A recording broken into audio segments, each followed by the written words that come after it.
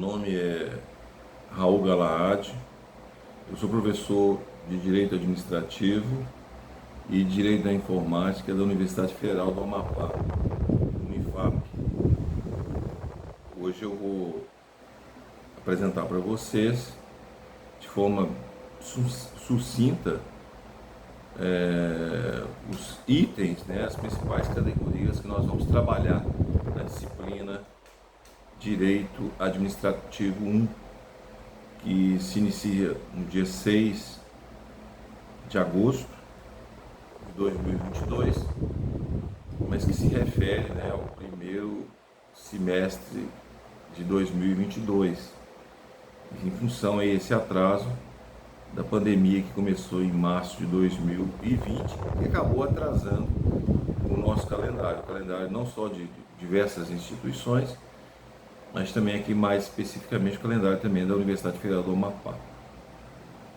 Então, de forma sucinta, Direito Administrativo 1 é uma disciplina de 4 créditos.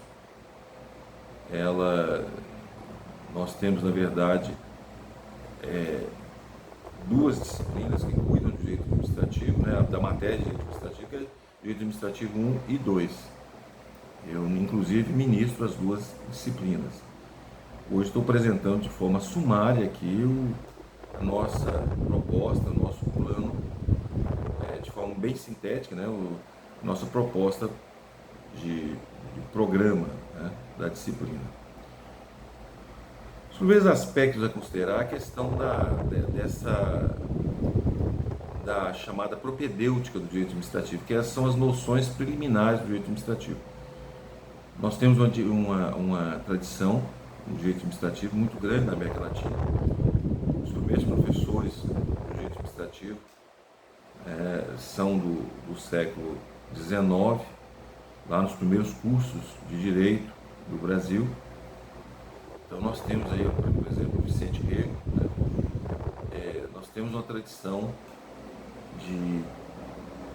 de ministério dessa disciplina nas nossas faculdades, inclusive com grandes professores que escreveram obras lá já no século XIX sobre direito administrativo. E hoje, contemporaneamente, são diversos os jus administrativistas do Brasil. Basicamente, o direito administrativo contemporâneo foi fundado na França, logo depois da Revolução Francesa, foi fundado o direito administrativo contemporâneo. E nós sofremos uma influência muito grande do direito administrativo francês. Embora sejamos um sistema presidencialista, é notória a influência do direito francês, tanto em relação aos princípios, como também em relação a alguns institutos, por exemplo, a responsabilidade objetiva. É bem típica do direito francês, que nós adotamos também no Brasil.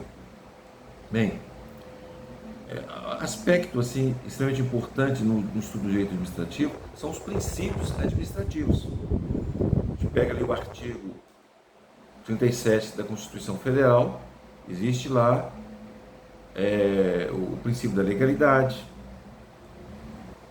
consagrado na Constituição Federal, o princípio da legalidade, o princípio da impessoalidade, o princípio da moralidade, o princípio da publicidade e, por fim, o último princípio, que originariamente não estava na Constituição de 88, mas que logo depois foi agregado à Constituição através da reforma administrativa no período do governo do Fernando Henrique Cardoso, que foi o princípio da eficiência. Então nós temos esses princípios do artigo 37, esses princípios escritos ali no artigo 37, e temos ao longo da Constituição também, quando fala da contributividade, da previdência, a gente tem outros princípios também, pode chamar também princípios de natureza administrativa, inseridos na Constituição. E fora isso, nós temos diversas leis, né? A Lei do Processo Administrativo, 9.704, a, a Lei 14.133, que é a nova Lei de Licitação, que trata também e com diversos princípios administrativos. Então existe, além desses princípios constitucionalizados, existem também outros princípios de natureza infraconstitucional e que são importantes para o estudo e o conhecimento do direito administrativo.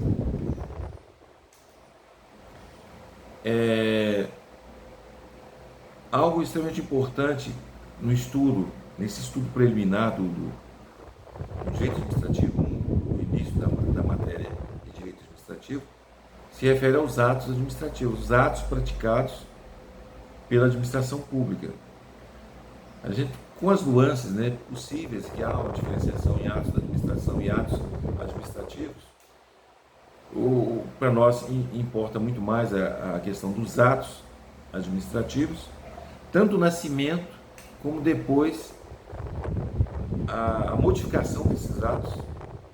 A administração pública pode mudar seus atos e também, até eventualmente, pode também extinguir os atos administrativos. Né? Os atos administrativos, eles têm um nascimento, eles têm uma vida e depois tem um término também, tem um fim.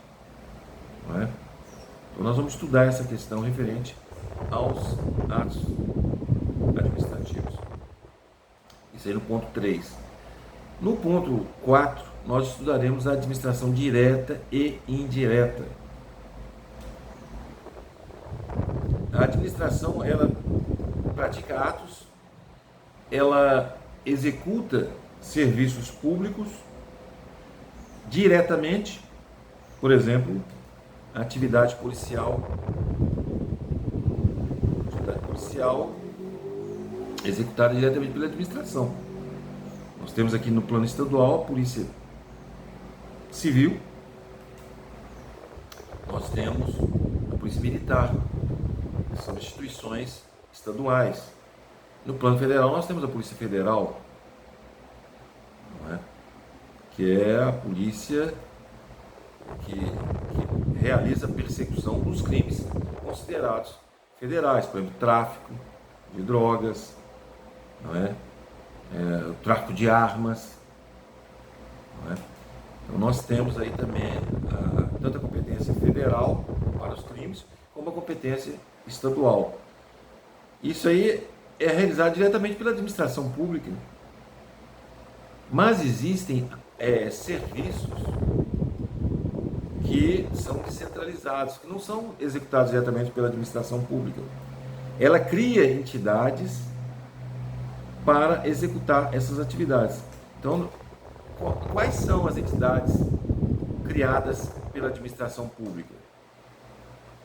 Então, ela tem autarquias, né? Ela cria autarquias, aí se posso dar exemplo de autarquias. O Banco Central é uma autarquia, não é? Aqui na região norte, nós temos a Superintendência da Zona Franca de Manaus, né? A SUFRAMA, também é uma autarquia. Aí nós temos também, além das autarquias, nós temos as fundações públicas, né? Aí são diversas as fundações, né? Nós temos a Fundação Nacional do Índio, FUNAI, temos a FUNASA, Fundação Nacional de Saúde, né? Temos o IBGE, uma importantíssima fundação, não é? E além das autarquias, das fundações, para o desempenho de atividades econômicas ou prestação de alguns serviços públicos, nós temos as empresas públicas e as sociedades de economia mista. Empresa pública aqui, importante que a gente pode lembrar, é a Caixa Econômica Federal. Aqui no norte nós temos uma empresa pública que a gente pode lembrar aqui, é a Companhia Docas de Santana, que controla o porto aqui, a principal saída e entrada de pessoas e de mercadorias para o estado do Amapá. E nós temos também as sociedades de economia mista. Sociedades de economia mista, a gente pode lembrar aí do Banco do Brasil. Aqui no norte a gente tem o BASA, Banco da Amazônia. Então a gente vai fazer esse estudo, né, da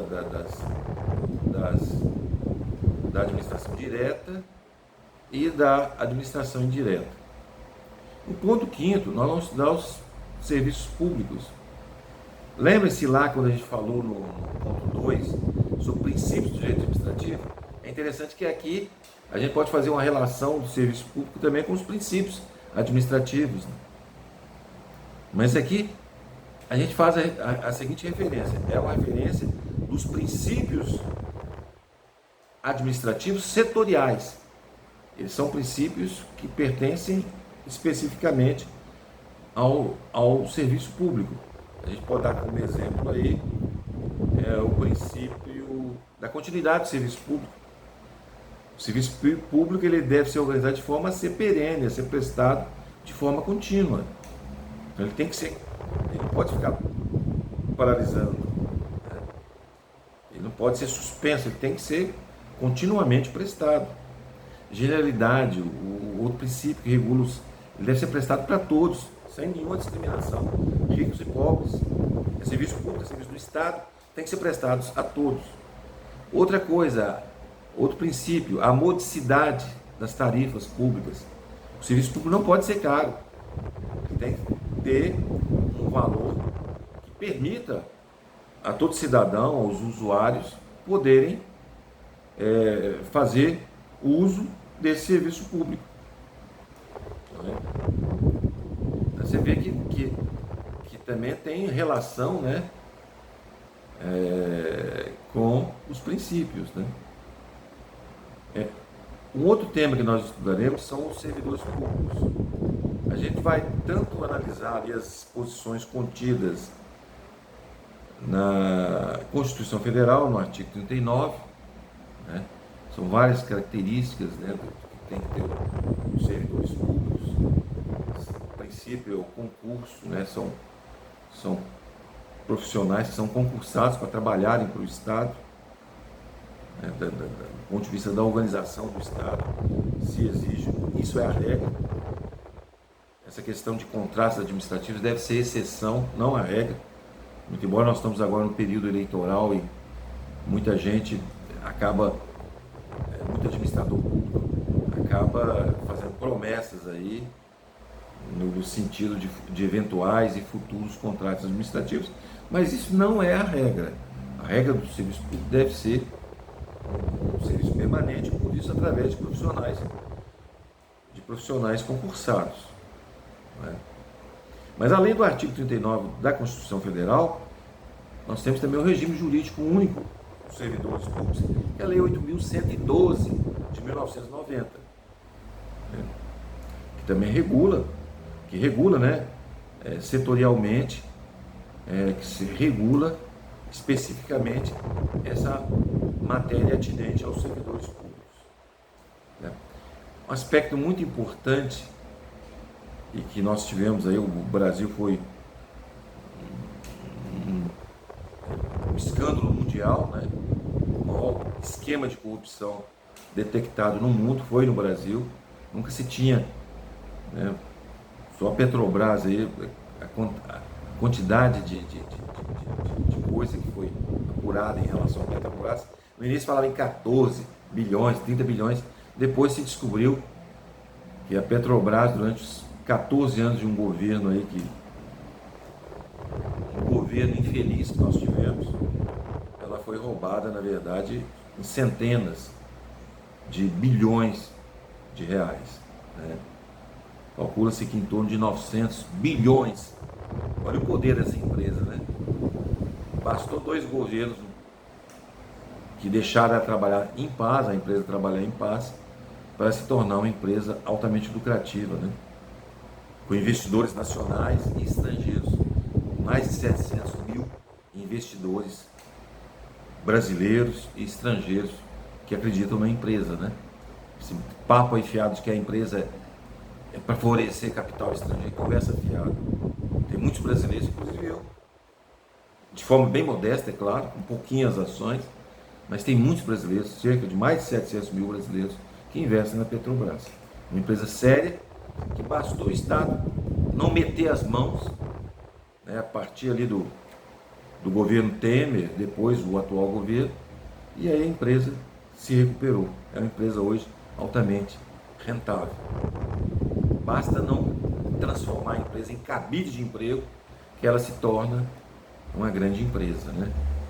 E ela realmente é uma grande empresa. Hoje a empresa mais lucrativa do ramo petroleiro do mundo. Não é? Espero que ela continue assim, que não que no eventual no futuro governo, nós estamos em período de eleição, o futuro governo que não se meta, né, a querer transformar aquilo ali de novo em cabide de emprego e também alvo da sua cobiça financeira e de desvio de dinheiro, né?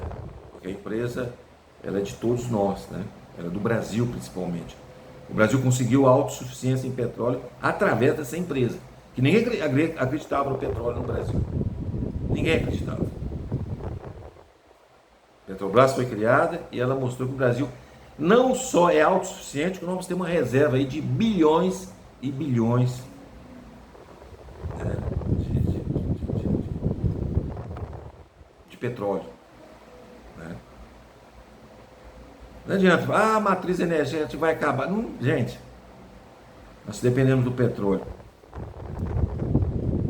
dos combustíveis, para gasolina, para o óleo diesel, para querosene, transporte de avião, óleo diesel, para os caminhões, para os ônibus,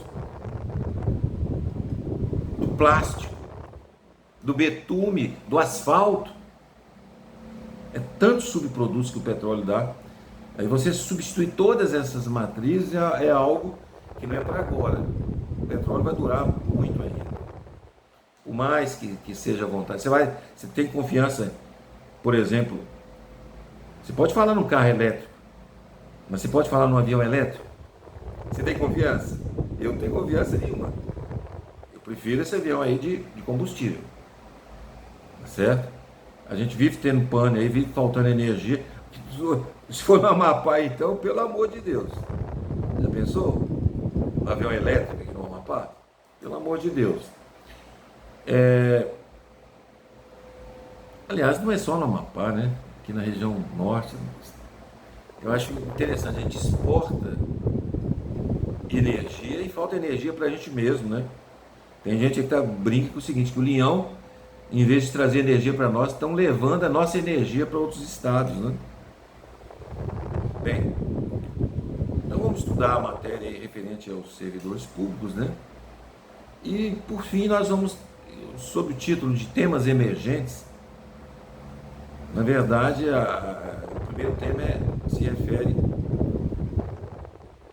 a essa questão que nós já estamos aí desde com maior intensidade usando serviços remotos, serviços virtuais, né? Durante esse período da pandemia. E uma conexão importante que a nossa matéria tem que fazer, o jeito que a gente tem que fazer, é com a pandemia. Né? Desde o início, desde lá de 2020, em março, já foram editadas leis, normas, no sentido de regular a execução de serviços durante o período de pandemia. Né? Um aspecto também importante que nós vamos realizar são um estudo preliminar da nova lei de licitação, que é a lei de 1º de abril, né, a lei 14.133, de 1º de abril de 2021. É uma lei nova, relativamente nova, né, um ano e pouquinho. E Está aberto também, um terceiro ponto aí desses temas emergentes de direito administrativo, sugestões de vocês estão me ouvindo, acadêmicos, estudiosos do direito administrativo, sugestões de outros temas que vocês considerem relevantes para o estudo do direito administrativo 1. Lembrando que nós temos direito administrativo 2 também. Essa matéria de referente à licitação, ela vai ser estudada também no direito administrativo 2. A matéria de licitação é uma das matérias mais importantes. Eu considero tanto os princípios de direito administrativo como a licitação, a lei de licitação, como os temas mais relevantes do direito administrativo. Então, no nosso caso, nós começaremos o estudo da licitação no direito administrativo 1 e depois continuaremos estudando essa matéria no direito administrativo 2. É a matéria mais relevante, tá certo?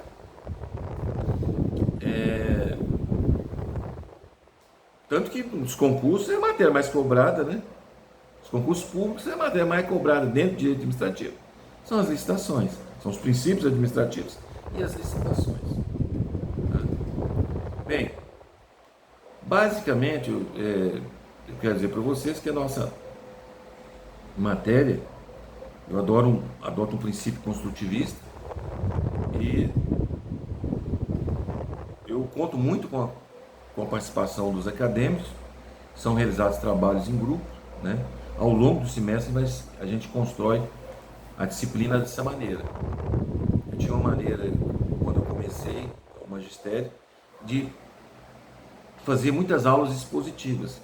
Aí depois comecei a estudar as resoluções do MEC, as decisões das comissões de ensino jurídico do MEC, e percebi que essa era uma metodologia não recomendada pelos especialistas, né, que sugeriam uma metodologia em que os acadêmicos participassem mais, tanto da parte de pesquisa, como também na própria construção das aulas. Que não fosse esse método bancário, de você fazer depósitos, só transmitir conhecimentos, fazendo depósitos em cima do acadêmico e depois sacar dele através da prova, né? Então, propondo, né, as diversas comissões e orientações do Conselho Nacional de Educação e mais específico da Comissão de Ensino Jurídico, no sentido de que a aula fosse mais participativa. Então, sempre tem exigido já mais de 25, estou de 25 para 27 anos, 27 anos, melhor dizendo. Estou 18 anos aqui na Federal do Amapá, mais 9 na Federal do Juiz de Fora, são 27 anos, né? Eu sempre adoto essa metodologia de trabalhos em grupo com a turma, né? Essa é a metodologia que eu tenho usado de forma recorrente. Em geral, são 2 trabalhos que eu exijo, um trabalho em vídeo, um trabalho escrito, né? Eventualmente pode ter um terceiro trabalho, mas se os objetivos da disciplina forem atingidos com os 2 trabalhos, o trabalho em vídeo e o trabalho escrito, nós nos mantemos tão só nesses 2 trabalhos, tá? A bibliografia básica que a gente recomenda é a Constituição Federal, a Lei 14.133 e, comparativamente, lembrando a antiga Lei de Licitação, a Lei 8.666 de 1993.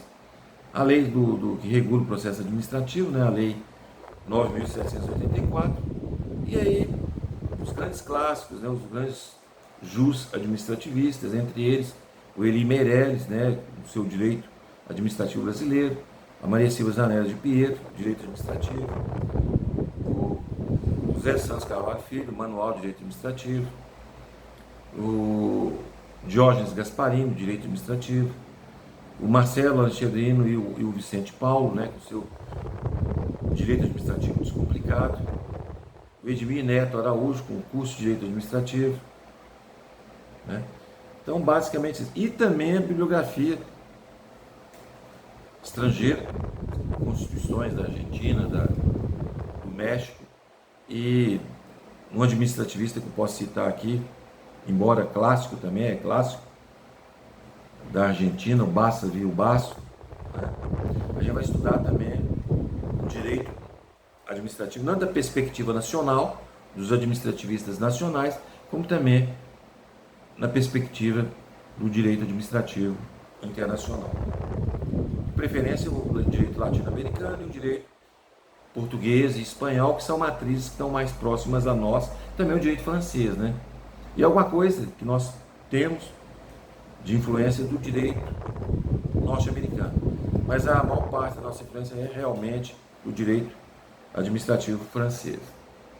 Bem, basicamente o que eu queria com vocês hoje era fazer essa apresentação, me apresentar, né, como professor de vocês saberem com quem vocês irão trabalhar esse semestre e também apresentar de forma sucinta a disciplina de Direito Administrativo 1, que nós vamos trabalhar durante esse segundo semestre aí de 2022. No mais, eu desejar para vocês tudo de bom, que sejam bem-vindos, que tenham êxito no estudo da disciplina e que Deus nos proteja, tá? Tudo de bom. Vamos trabalhar aí conjuntamente e para que nós tenhamos o máximo sucesso possível. Tudo de bom.